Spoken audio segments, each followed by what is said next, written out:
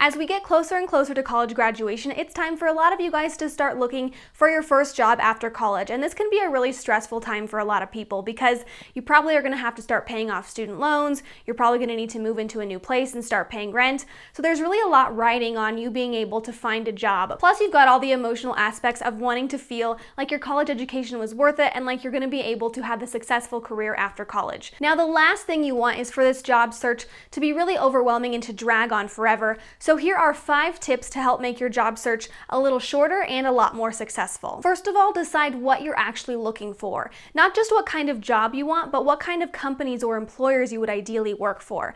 Then think of some of your biggest accomplishments and qualifications that will help you get that job.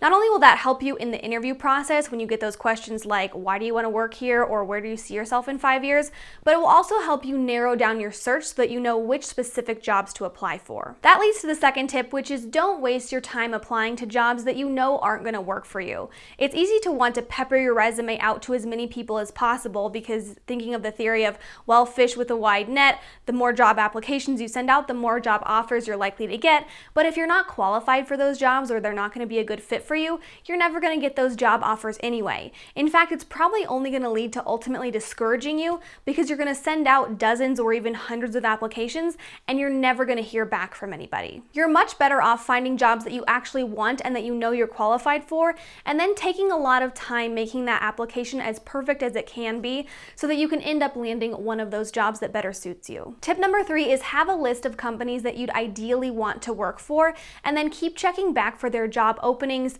and keep checking to see if you might know anybody that works there. You can reach out to your colleagues and your professors and be sure to check your connections on LinkedIn to see if you might know anybody who works for those companies, and it also might help you get some early tips on job openings that are coming up. Even if you don't end up landing a job with one of these top companies on your list, knowing people who work for those companies can be a huge help because they've probably had to work their way up the food chain. They came from other similar companies, and maybe if there's no job openings available from the companies on your top list, some of those employees can refer you to places where they worked previously, and then you might be able to work your way up. In fact, getting connections within companies is so important that it leads us to the 4th tip, which is networking. Now, there's a lot of this that you can do in front of your computer with email, LinkedIn, Twitter, Facebook, all that sort of stuff, but you should also make sure that you're trying to network in person so that you make more of a lasting impression on people. I've been covering a series on my own YouTube channel for college students and recent college grads about how to get a job, so if you're looking for more tips on networking, make sure you check out this video. It covers not only why networking is so important to land your first job,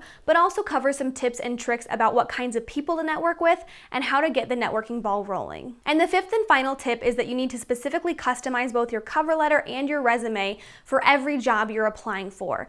There are these things called applicant tracking systems, which is basically a computer software program that scans your resume for specific keywords related to that job. That means that if your application doesn't include those keywords, chances are your resume and cover letter are never going to make it into the hands of an actual person. It's just going to get dumped in the trash by this applicant tracking system. Here's another important video that's part of my series that you can check out that talks about some of the best ways to format your resume to increase your chances of getting a job. So there you have it, 5 tips that should help make your job search after college as quick and easy and painless as possible. And hopefully if you're able to follow those tips, you'll be landing a job in no time.